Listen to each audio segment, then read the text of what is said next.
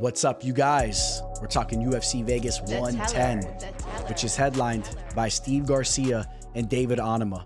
And of course, I've seen a lot of you guys online kind of joking about this event, throwing shade at the main event based off the level of star power in the headliner. And I understand that Steve Garcia and Onama, they're not quite on that level yet.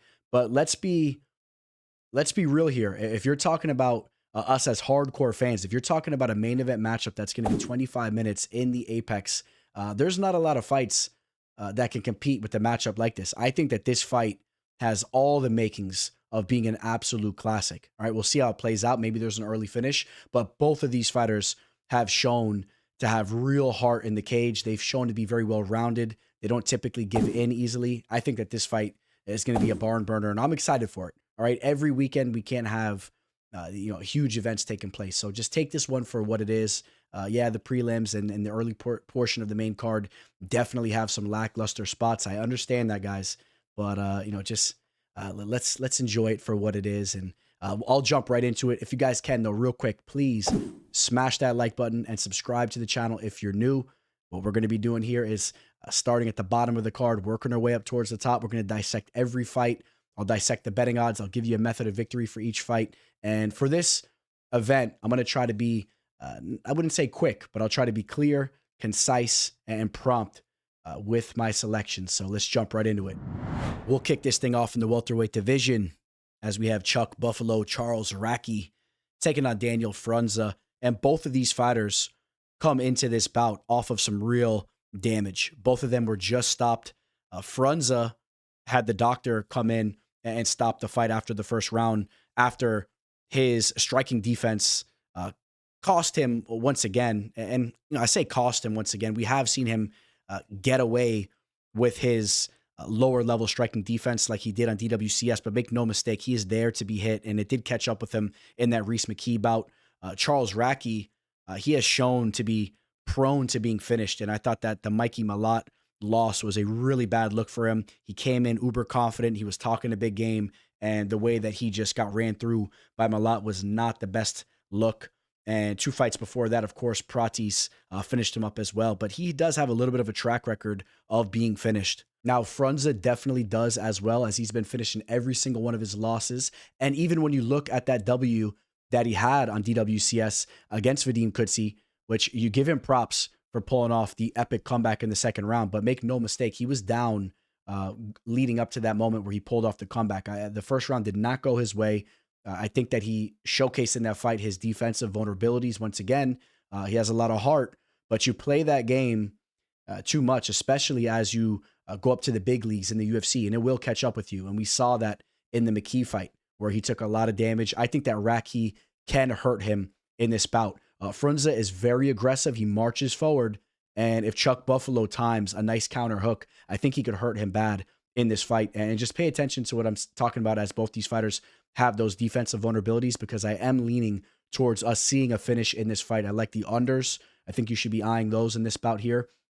I think whoever gets the W here is going to get a finish. Even if Frunza comes in and pulls off the upset, I think that he can potentially break Chuck Buffalo, as I kind of wonder about him a little bit at times. I mean, not to say he hasn't taken damaging strikes when he's been finished, but it almost seems like if you hit him with a couple of good shots, he kind of gets a little discouraged and he starts almost giving in to the finish. So I think that Frunza is live to land a finish.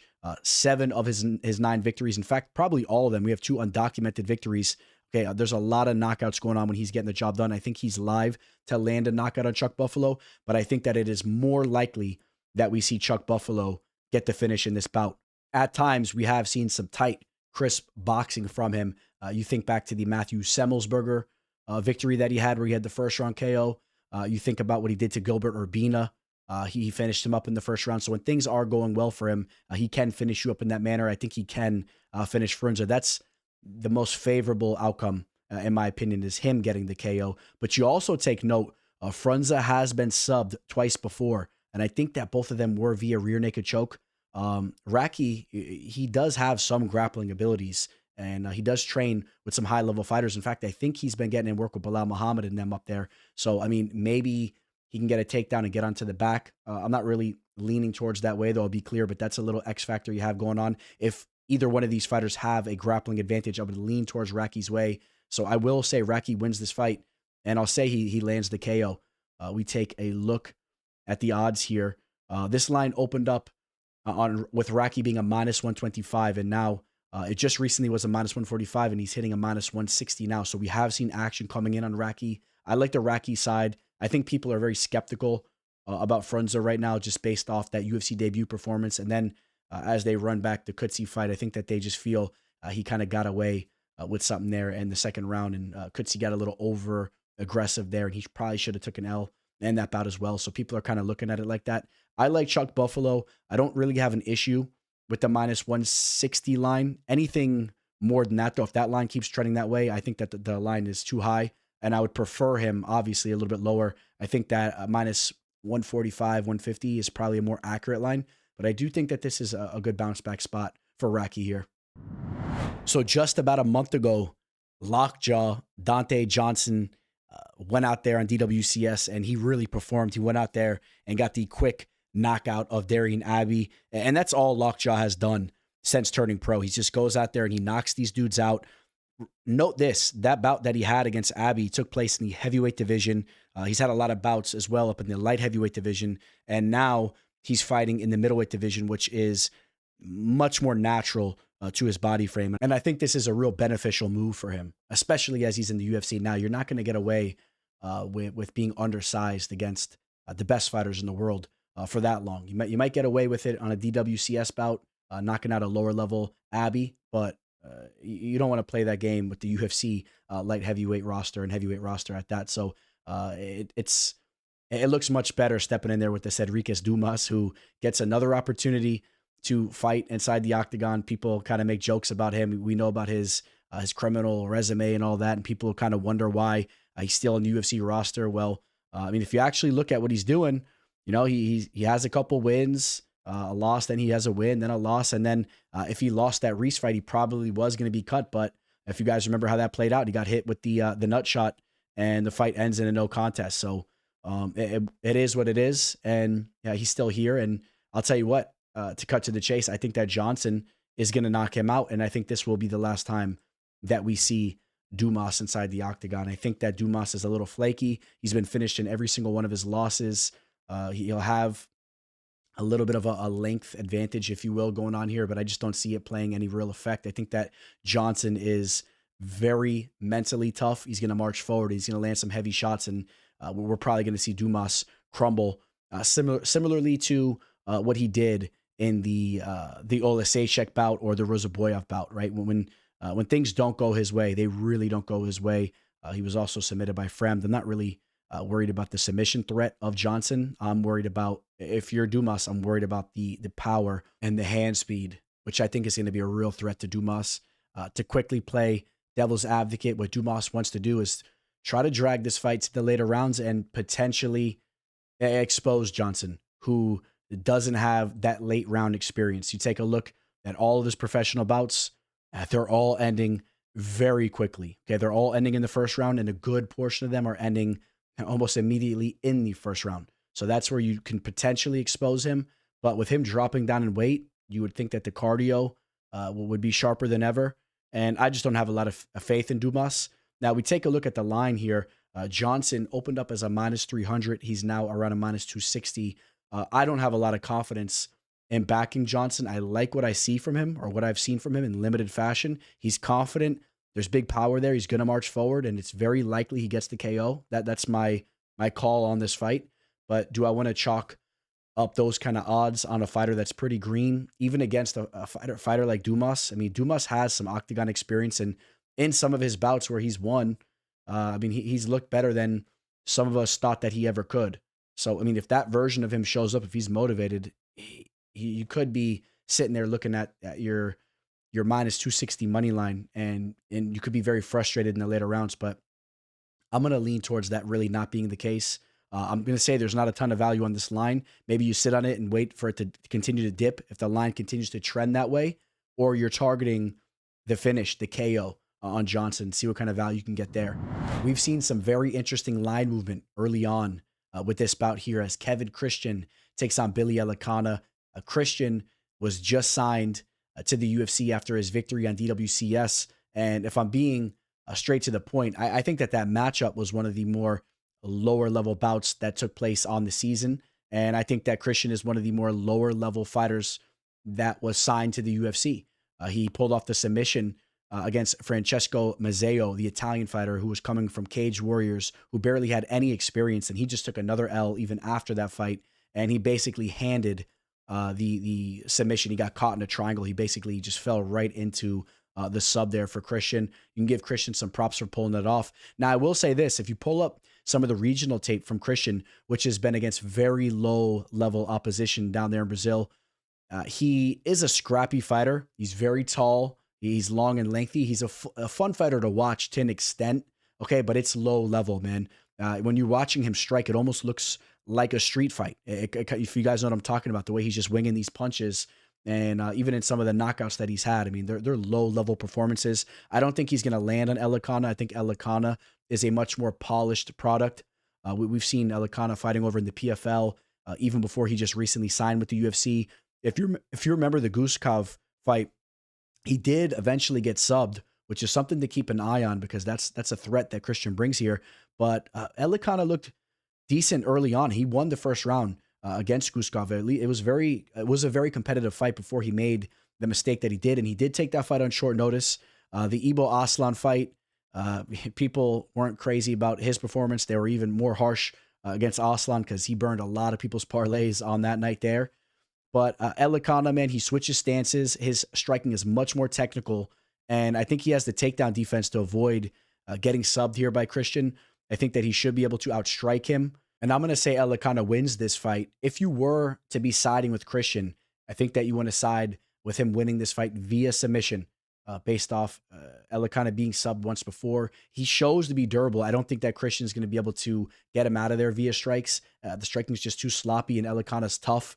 So I just don't see it going his way in that type of fight. Now, I'm going to say Elekana wins a decision, but if he chooses to press on the gas, he definitely can find a KO because Christian, his defense is lacking, but he doesn't have the biggest fire behind him when we've seen him in there. He has no problem with cruising towards a decision, and I could see him just being more technical and just outpointing Christian to a decision victory. Now, take a look at this line movement.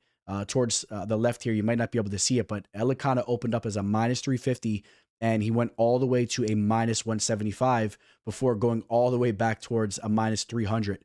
So some very interesting line movement. I am in favor of Elekana being more towards a minus 300 favorite. I think that he should be a hefty favorite here. So if you were able to grab him when he was a minus 175, 180, minus 190. I think that there was some real value there. I don't know if that line's going to come back, but I like Elekana to win this fight via decision. You know, I actually believe this is somewhat of an intriguing matchup here between Talita Alencar and Ariane Carnelossi.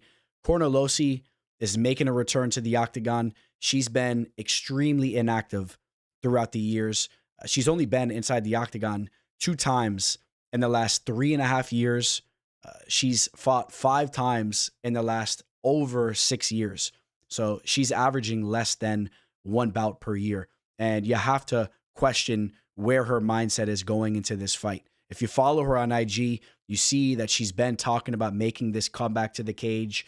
We've seen that she's been in the gym, working diligently, dating back since April of this year. So she has been planning this comeback, but I still have major question marks about where her mind is entering this fight. And besides just any questions that we have about her inactivity, you could also question her resume when you understand that although it'll say that she's 3-2 inside the UFC, she's actually 2-3 because we all know that P-Rod was working her before P-Rod was DQ'd for dropping those headbutts when she was in Carnelossi's guard. Okay, before she was working her down on the mat, P-Rod hit her with a nasty front kick to the face. She was in control of that fight. And for whatever reason, she kept dropping those headbutts. And then you also understand that her Carnelossi's only 2 victories inside the UFC are over Estela Nunez and Na Liang. Those are 2 extremely low-level fighters. They're really not even worthy to have fought inside the UFC, if we're being brutally honest. So we don't know exactly what level Carnelossi is on, even when she's hitting on all cylinders. You could bring up the Ketlen Souza victory, I guess. I mean, you see that she has the muscles and she's brawlic. There's some power there. She has a little bit of a Muay Thai background, but I do have a lot of question marks about her overall game. And that is intriguing to me that I do believe Carnelossi is a Brazilian Jiu Jitsu black belt coming out of a gym called Inside Muay Thai.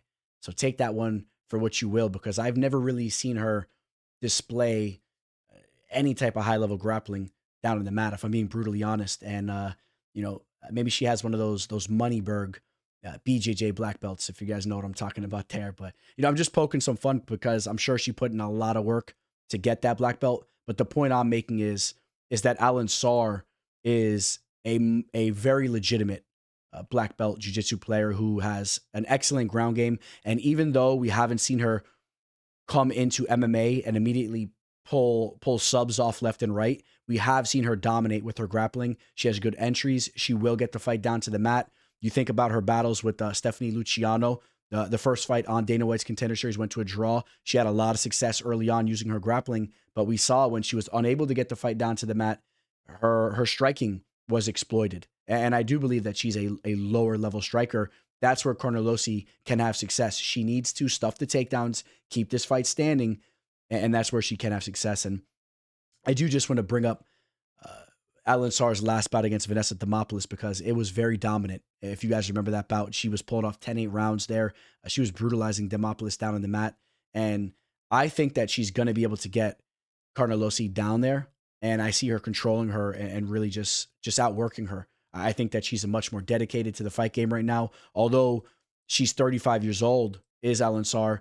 She's brand new to the game. She just has 8 professional fights. She's looking to make a run in this division. She's been much more active, and I think she's ready to go here. And I'm going to put faith into her to get the job done. I think she gets this fight down to the mat and can have major success down on the mat. So we take a look at the line. This is where things get a little interesting because Talita opened up as a -500 over here. And what we've seen is her line start to come down where she's now right around a -300, which makes all the sense in the world because there's a recipe for Carnelossi to come in here, stuff takedowns, and to land powerful strikes.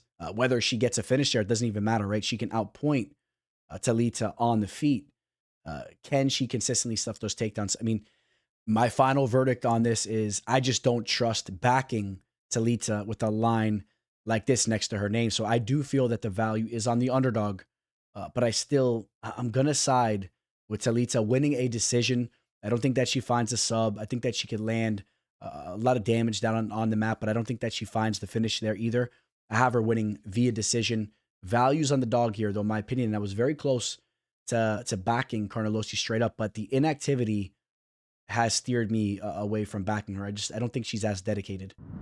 What's up, you guys? Just a quick timeout just to let you know. I appreciate you for tuning in. While you're here, please smash that like button, subscribe to the channel. It means a lot to me. And of course, if anybody wants to tail me on my official action for this card, you guys can reach out to me. I'll give you further details there. As stated, if you sign up through my referral link to a solid sportsbook, you'll get an added bonus to your account, and I will give you an entire month of my plays for free. Okay, guys, and I do a lot more than just MMA. If you guys don't know, I'm big into football, NFL, college football targets. We got the World Series going on, and the NBA has just picked up. So I do a little bit of all of it, but specifically with football, if you're into that, reach out to me, guys. We got a sleeper fight here on the card. This is one I'm very much looking forward to. At 145, Isaac Dulgarian takes on Yadier de Valle. And both of these fighters, although they haven't even had double-digit amount of pro fights thus far, neither of them have had 10 pro fights. I think that they both show to have a lot of potential. We'll kick things off with Dulgarian. This is a fighter that has that wrestling base. We've seen him bring it right over into MMA, where he's absolutely dominated opposition down on the mat. He'll break you down with the ground and pound. He'll set up the sub there. If you don't want to open up for a sub, he'll rain down ground and pound until the referee has to stop him from hitting you. I've seen him land devastating ground and pound. There's some strikes that he's landed down in the mat where he has slept them. And the only adversity that we've seen him go through was that C-Rod bout, which it's where he was handed his first loss. It was a debatable loss. A lot of people thought that he still did enough to get the job done.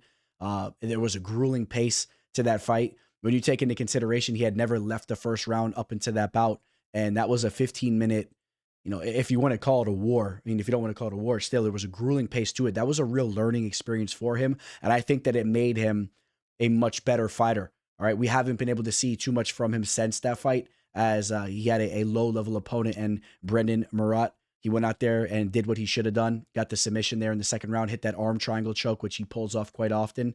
But you have to understand that Dulgarian is training over at Factory X under Mark Montoya. He trains extensively with fighters like Chris Gutierrez and the Moroccan Devil, Yusuf Zalal, who has been having a lot of success in the octagon. And I think those types of training partners are going to take his game to the next level. And the one thing that he needs to continue to sharpen up is his striking, his overall striking. I think he has power, but he hasn't really been proven in lengthy bouts on the feet, letting combinations go, right? He relies a lot on dominating with his strength in wrestling and putting fighters down on their back and just ground and pounding them and destroying them there.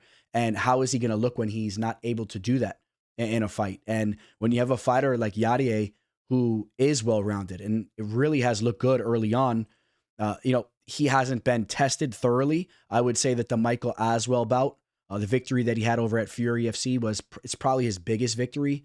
The Dana White's Contender Series victory over Antonio Montero was a good one too. He's an accomplished fighter that hasn't made it to the UFC, fighting out of Team Nova União, and he actually bounced back with the victory after that L. He looks to be somewhat of a legit fighter. So you could talk about those two victories there. I'm not going to talk too highly about the Conor Matthews victory. He did what he should have done. He went out there and he got the first round submission, but I'm not high on Conor Matthews as a fighter. I don't believe he should be fighting in the UFC. So Dulgarian is going to be a much bigger test. Can Yadier stuff the takedowns and keep this fight on the feet where he probably should have an advantage, but that's not a guarantee because Dulgarian has serious power and he's looking to sharpen up over there. But Yadier has this technical. He's a little bit upright, but he's technical too. He blasts the leg kicks. His boxing skills are decent. He'll blast you to the body with kicks as well. And I could definitely see Yadier winning a fight here where he keeps it standing and it just gets the better of a grueling striking affair. But I'm going to back my boy Dulgarian here. I like having that wrestling in the back pocket. I think he can solidify takedowns. I like the power he has in his hands. I'm going to put some faith into the development that should have been going on with Dulgarian, as he hasn't been in the cage in over a year and training over there at Factory X. I think that he's going to take his game to another level, but I already like the grappling, the wrestling, and the ground and pound that he has. So, I mean, I think that he's a phenomenal athlete, and if he continues to be molded the right way, I think that he's a real threat, not only to Yadier here, but I think he's a threat to the division. So I am going to back him.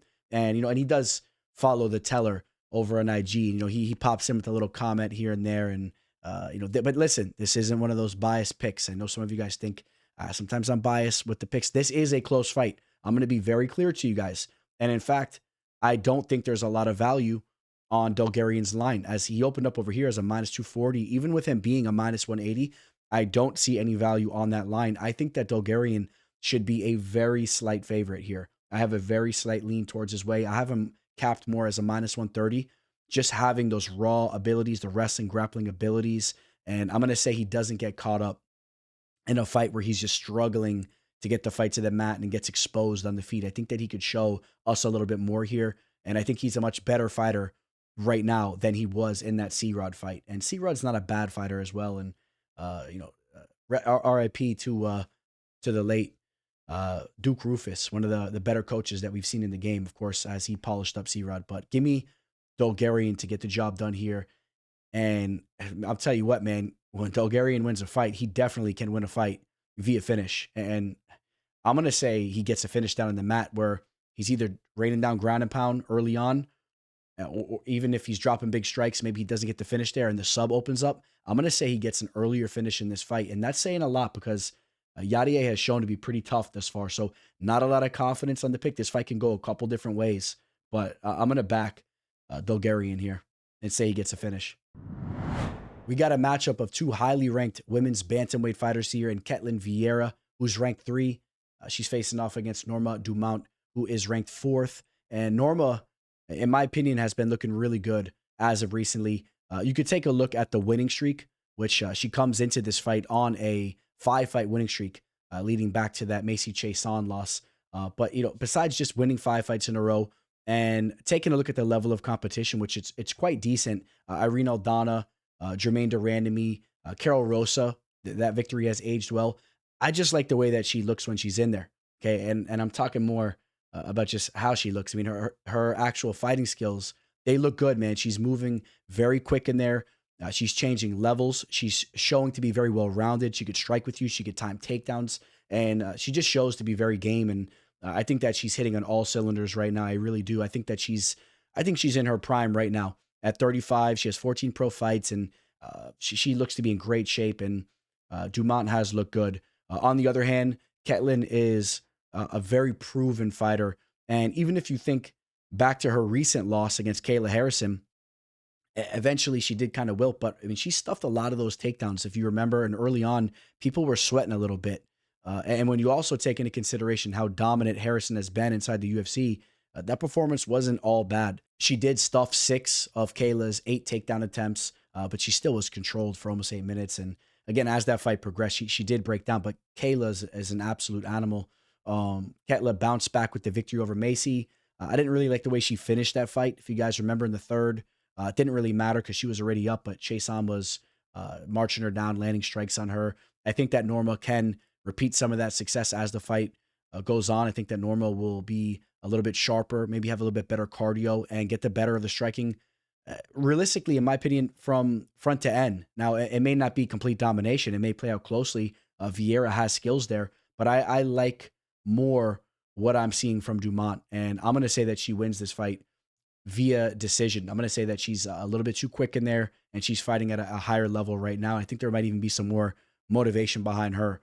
She knows this is a pivotal fight for her. Now, it's a big fight for Ketlen too, but this is Norma's chance to really make some noise. She gets a victory here. I mean, is she fighting for the belt next? So, I mean, this is huge for her. You take a look at some of the numbers here. The numbers are definitely going to point towards Norma's way. She's been much more efficient. She's more active. She gets hit less. And I think that she gets the job done here. I say she wins a decision. Now, she is a minus 150 right now. That's roughly what you're going to see there. And I think that it's an accurate line because you don't want to completely overlook Vieira. If anything, I would say maybe I have Norma capped more as like a minus 165, 160. It's not far off. I think that she should be the clear favorite. She shouldn't be a huge favorite. She should get the job done via decision. So this should be fun. This fight, for whatever reason, the betting odds haven't been released for it, which doesn't make a lot of sense because the fight has been announced for some time. But I say it should be fun in the sense that it puts me on the spot. I'm going to have to predict who's going to open as the favorite, open and close, or however you look at that. And I'm also going to give you who I have winning the fight without having any odds. And I kind of like to be put on the spot like that at times. Obviously, we don't want that to be the case for every fight, but we want to dissect the opening odds that we have to work with. But for this fight, we'll have some fun with it, and we'll see if I'm off with who I think will be the favorite and all that. So now Cuamba comes into this fight off of a big-time victory over Roberto Romero, which if you guys remember, he was an underdog going into that bout. And Romero is not an established name, to say the least. Romero, for whatever reason, I don't know why he was coming in as the favorite. You guys know we were on Cuamba, and when we broke that fight down, I was talking about the fact that maybe Cuamba is being a little bit overlooked as a whole because he's a very young fighter, and I think that there still is there's some promise there, right? Some things need to be sharpened up, but don't forget, he had that victory on Dana White's Contender Series over the Canadian champ Matteo Vogel, right? A Canadian regional champ. He didn't get signed. He went out and got a knockout victory over on the regional scene. Then he took a short notice bout against Balaji Yoki. That was up in the lightweight division. Okay, he was undersized for that bout. Okay, the Lucas Almeida fight wasn't the best look for him, right? You would expect him to go out there and defeat Almeida, but he showed flashes in that fight. You see the striking that he does possess. He's technical. He puts in a lot of work with Dewey Cooper. I mean, if you check him out on IG, I mean, they're always together. He's always hitting the pads and doing all that stuff that Sean Strickland hates. But going into that Roberto Romero fight, he had his back up against the wall, because if he would have taken an L there, it's very likely that he would have been cut. Okay, even as young as he is, I mean, you lose 3 fights in a row, that's a problem. And the recipe to success here, to cut to the chase, is keep this fight standing, which we know the Korean Chang Ho Lee loves to pressure. He loves to grapple. That's what he does. And you stuff those takedowns, and then you get the better of the striking. Okay, you got to use your footwork. Cuamba has good footwork. I think he could do that here. It's not going to be a walk in the park. I like what I've seen from Lee.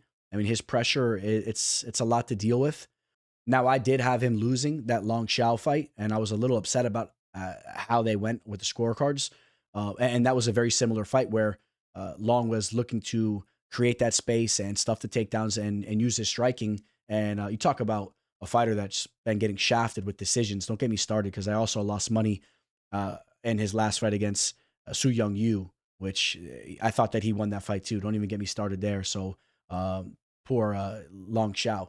But in that fight, it's a very similar fight to this, where Cuamba is going to want to replicate what Xiao did, which is stuffing the takedowns, making him work, and landing as much as you can, score those points. In Lee's last bout against Cortavius Romeus, it was very impressive. He got that fight down to the mat, and he did get the second round finish, where he was raining down that damage from mount position. And he had a lot of success over on the road to UFC. I think that there is potential with Lee. I don't want to completely overlook him here, but I think that stylistically, this is a very winnable fight for Cuamba. I'm going to say that Cuamba ends up being the favorite here. I have him capped as like a -135 favorite. And I'm going to actually say that the opening odds are going to agree with me. We'll see how that works out. But I think that Cuamba, coming off that beautiful KO that he just had, and showing his dynamic striking, and training over in Vegas, surrounding himself with good people, and he's just 26 years old. You should see some strides and some growth in his game. He has good footwork. Keep this fight standing. You're the larger fighter here, slightly as well. You're the better striker. Create that space, and you should be able to win this fight. I'm going to say he wins a decision, but I mean, you saw how dangerous he can be. So if Lee forces the takedowns and maybe he runs into something, I don't really see that happening. It's possible, but I'm going to say Cuamba wins a decision here. Montserrat Ruiz gets another opportunity to fight inside the octagon. Surprisingly enough, as bad as she's been, she's taken on Elise Ardelean, who is coming in off a victory and is slowly creeping up to 1 million followers on IG. So if that doesn't show you how far a little junk in the trunk will go, all right, a girl like Ardelean with a mug like that has almost 1 mil, all right, you dirty dogs out there.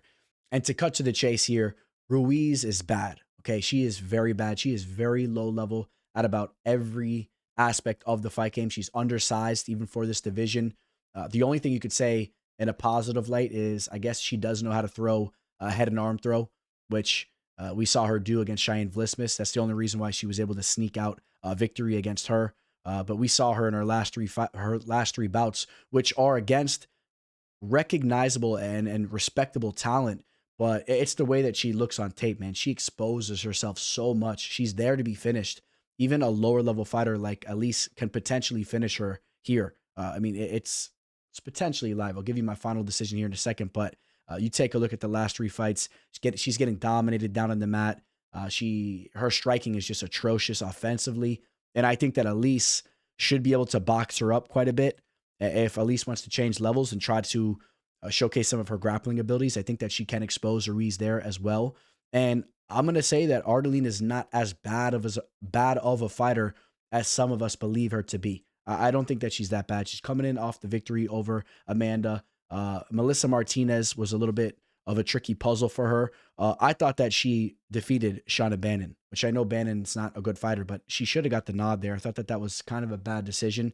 And I just think that Ardelean has shown flashes of being game, and she'll go out there and she'll press and she'll look to make the fight somewhat entertaining.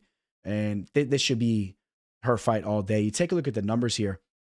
Take a look at this. Ruiz is landing 0.79 strikes per minute, while she's absorbing almost 5 strikes per minute. And that's one of the most atrocious ratios that I've looked at in quite some time. And we'll go over to the odds, where Ardelean is currently a -400. Over here, she opened up as a -500. The fact that the line's coming down doesn't really puzzle me because still, I mean, to back Ardelean as a -500 against almost anybody uh, in the world, it might be a little bit of a reach, even a fighter like Ruiz. But at -400, I'm actually going to say that line is pretty accurate. I have Ardelean being right around a -400, -475 or so. Excuse me, -375. I mean, she should be a hefty favorite, even in a women's strawweight bout like this, a lower level bout where things can be unpredictable at times. Ruiz is just bad, and I don't think that she is gonna have cleaned anything up enough to go out here and get the job done. I just don't see it. So give me Ardelean, who is also kind of an underrated fighter. Take that for what you will. She gets the job done here. The finish is potential, but I'm not going to say Ardelean gets a finish. I'm not. I'm going to say that she wins a unanimous decision. Phil Rowe, say that 5 times fast. Phil Rowe takes on Seok Hyun Ko, but you could also say that 5 times fast and see how that goes for you as well. We'll call him the Korean Tyson. That's his nickname. He hasn't been really doing anything that Mike Tyson was doing as of recently, at least as far as going in there and getting knockouts. But I'll tell you what, he has been looking very dominant. And you take a look at his last 2 bouts, which he was underdogs in both of them, dating back to the victory on DWCS, which was against Igor Cavalcante. And Cavalcante has bounced back with the victory since that loss. And I think Cavalcante still may be a fighter that pushes his way into the UFC. And that was an important victory too, because stylistically, Cavalcante was huge, and he's going to bring in a lot of the intangibles that Rowe brings into this bout, which Rowe should have about a 9 to 10 inch reach advantage. Okay. But you look at what Ko is doing, man. And in that bout that he just had against Oban Elliott, which was crazy how dominant it was, because I'm high on Elliott. I think Elliott has looked really good. I was not expecting that fight to play out like that. Ko, I like what I've seen from him, but still, I mean, the way he went out there and just dismantled Elliott, he was getting takedowns. He had 6 of 9 takedowns, controlled him for 10 minutes, had success on the feet as well. He wore him down, and I thought that that was a very impressive fight. And he was supposed to be taking on Billy Goff, if you remember, prior to that, and that fight fell through. I mean, and then Goff ended up getting submitted within seconds, I believe, by Ramiz Brahimaj. And I had that ticket. I had that ticket locked in on Ko over Goff. I believe it was at plus odds, and I was very disappointed to see that it was at plus odds. I was very disappointed to see that fight fall apart, because Ko would have gotten the better against Goff. I think Ko is proving to be a legitimate fighter, and I think that he is going to go out here and have success against Rowe. I think he's going to close the distance. I like his guard. It's tight. He has good head movement, good footwork. He's going to stay out of any real danger. I think he's going to get takedowns. We have seen Rowe taken down pretty consistently. Although, I mean, you take a look at his last fight, he does show to have great heart. He'll work his way back up to his feet, and he dug really deep against Lusa. And that was a fight I was jumping off my couch. That was an official play that we cashed in on Rowe. That was a comeback victory. He was going to lose if he didn't get that finish, which there was only 57 seconds left. He would have taken an L. So, I mean, I was jumping off my couch. I'm very happy he came through there, but there was a lot that I didn't like towards the beginning of that fight. And Lusa, who's known for his striking, was really manhandling him physically in the grappling exchanges and all that. So, I mean, Rowe's not a bad fighter. He's been hanging around for some time. He hangs around with some good people over there in the Orlando area.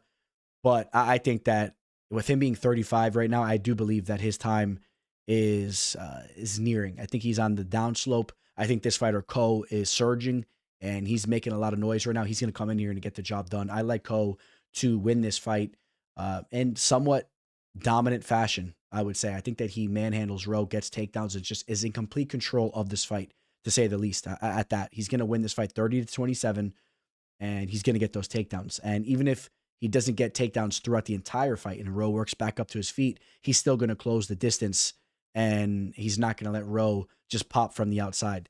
All right, you take a look at the odds for this fight. Ko opened up as a -200 over here, and the line is dipping. He's now a -185. That kind of surprises me. I thought that we were going to see action come in on Ko, even with that line opening up there. I have Ko capped being right around somewhere right around a -230, 240 favorite. I like him in this spot. I think that he wins this fight via decision. What a massive victory it just was for Ante Delija in his UFC debut against Marcin Tybura, as he went in there and made quick work of Tybura, showcasing his hand speed, his aggressiveness. All right, you get your first ever victory inside the UFC. You get a redemption victory against Tybura, because if you guys remember, he injured his leg in that first bout and had a loss to Tybura. And now Delija is rolling hot in the UFC's heavyweight division. I mean, that was absolutely massive. Here he is now matched up with a fighter like Waldo, who is ranked 6th in this division. And if Waldo would have just won his last fight against Pavlovich, he would have been barking up the tree to be fighting potentially in a title eliminator up next. So, I mean, this is really a huge bout for the former PFL fighter here, Delija. And remember, yes, he looks very aged when you look at his face, and he's 35 years old, which isn't necessarily young in fighting years. But in the heavyweight division, he still has plenty of time to make a run in the octagon. Okay, I know he has a lot of experience already under his belt. He has 32 professional fights. I still think that he has time to try to make a run in this division if the skill set holds up. I like what I see from him on the feet. He does get a little overly aggressive at times. We have seen that catch up with him. If you think back to when Bruno Capoloza knocked him out back in the day, and then he also lost in the rematch via decision.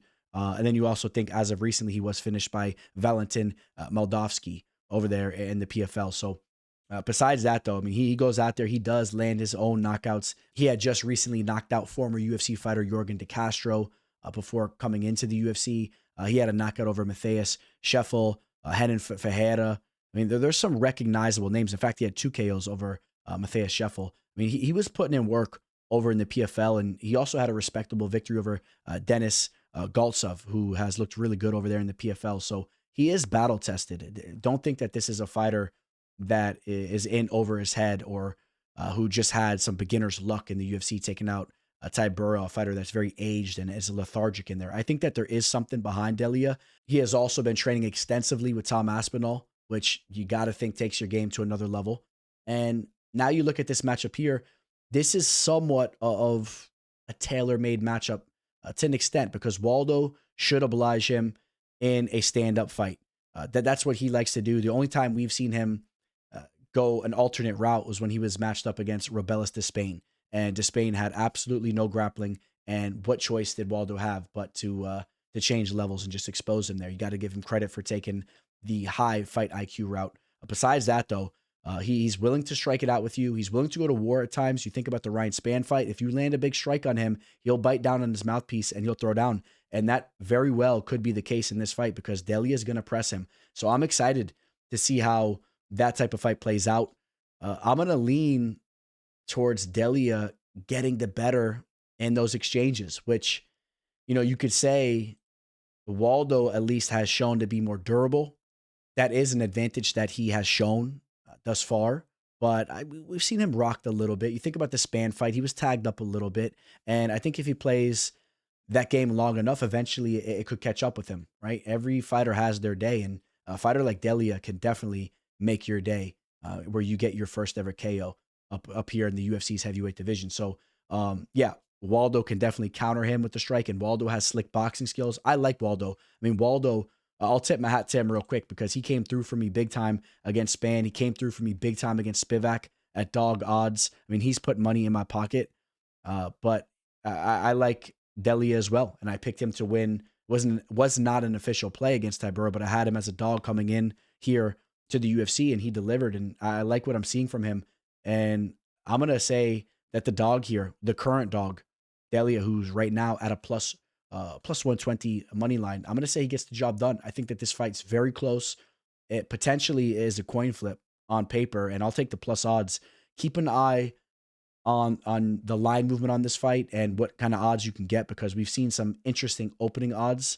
Over here, Delija opened up as a minus 170, and this line came crashing down, which I thought maybe we would see it come down, but he would still be, you know, maybe around pick'em odds or maybe a slight favorite.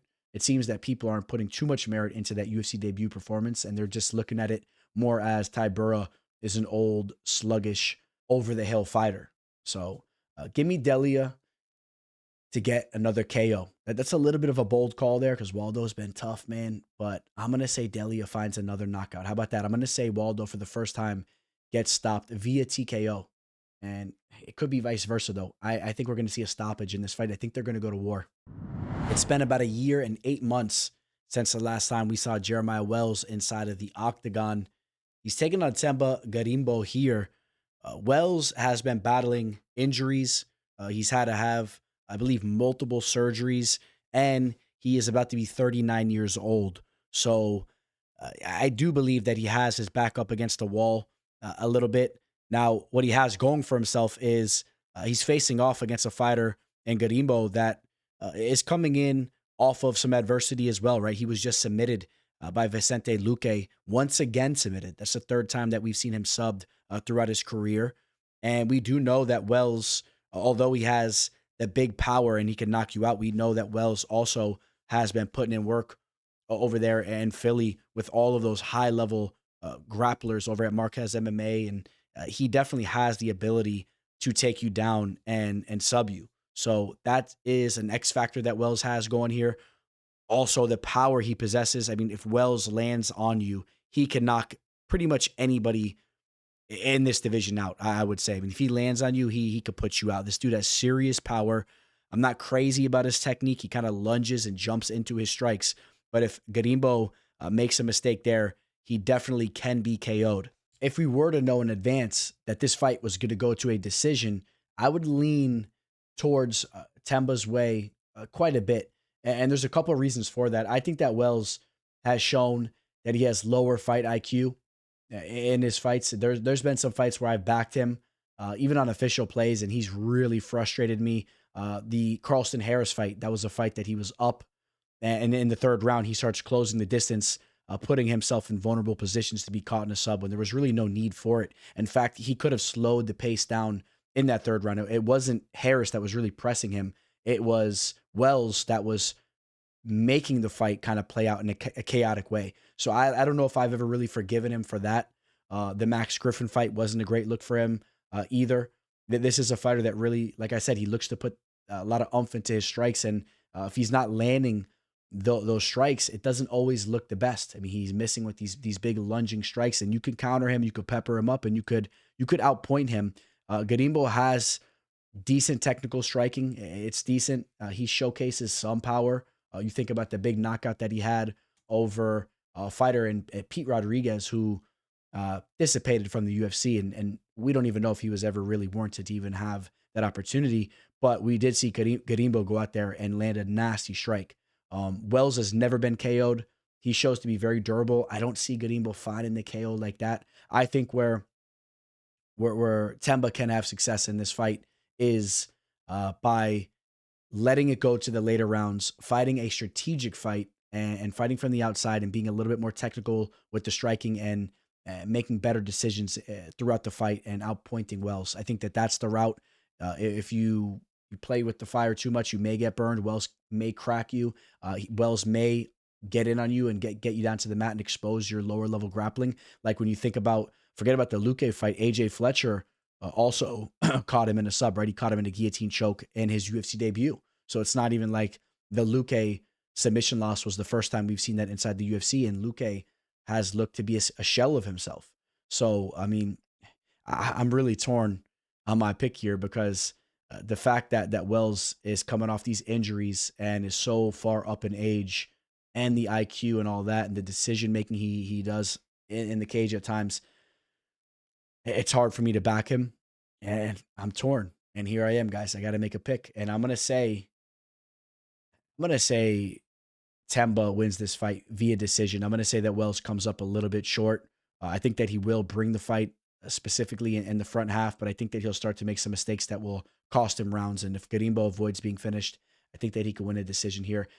Not a lot of confidence. This is a close fight, man. This event has a good amount of bouts that are closely matched, which makes it exciting. But I feel a little bit more comfortable being on the Temba side, but I'm almost kicking myself because I'm like, well, Wells has the ability to get a KO, or a more likely ability to get the KO and a more likely ability to get the sub. but I think that Temba has the more likely ability to get that decision, which is the most likely scenario. And that takes us to the main event, which on paper, I feel this is a phenomenal fight. As I said in the intro, I understand not a lot of star power behind both of these fighters, but when you take a look at the numbers, all right, the performances, these dudes deliver, and they're very similar. And now you get to see them locked in the cage 25 minutes potentially with each other. I think that the writing is on the wall. This is going to be a great fight to cap off the card. This is going to be full of excitement. We very well could see a finish here. Steve Garcia, I mean, 13 KOs out of his 18 victories, and he's been doing it in the UFC for some time now. All right, I know he went to a decision with Calvin Kattar, but before that, knocks out Kyle Nelson, Sangwoo Choi, Mel Costa, Nurden Beck, knocks out Chase Hooper, knocked out Charlie Ontiveros, a lower level fighter, but still another knockout. Had a knockout over Chepe Mariscal over in LFA. Had a knockout on Contender Series, if you guys remember that as well. He knocked out Desmond Torres on Contender Series. I mean, this dude has been doing this for some time. The only hiccups that he had was he took an L against Luis Pena, Violent Bob Ross, if you guys remember him. And then he got knocked out by Mahashate, which that was Mahashate's UFC debut.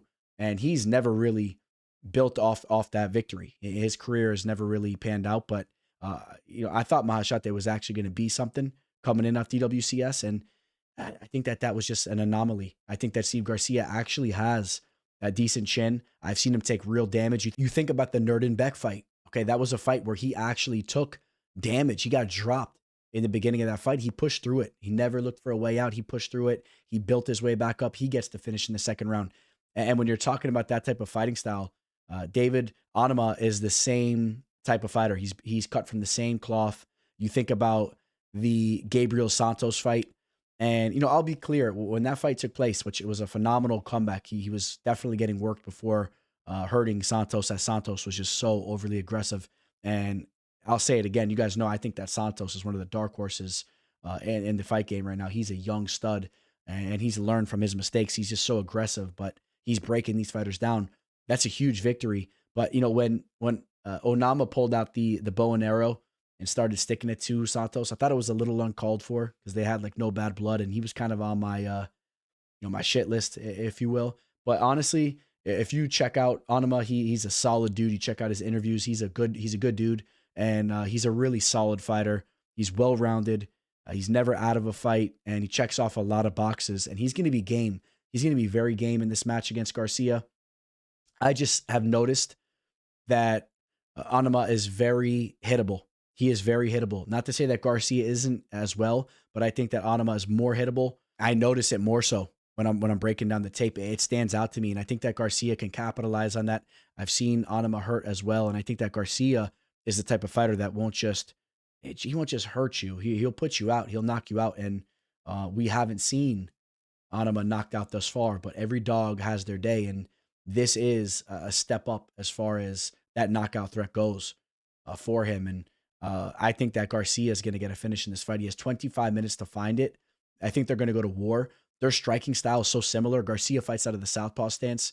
Onama is orthodox, but they throw very similar types of punches. It's I wouldn't say from the hip, and I wouldn't say from way out east and west. I mean, it's not like they're that untechnical, but they street fight it a little bit, if you guys know what I'm saying. I mean, they wing those punches in there, and they step into the box, they throw down. And I expect this to be that kind of fight. And I think that Garcia is going to get the better of a match like that. And I don't think that Onama is going to exploit Garcia's takedown defense. I don't see anything really going on like that. We may see some scrambles. We have a lot of time for the fight to play out, but realistically, this fight's going to be a throwdown on the feet. The numbers look better for Garcia. He's only absorbing 2.2 strikes compared to Onama's 4.73.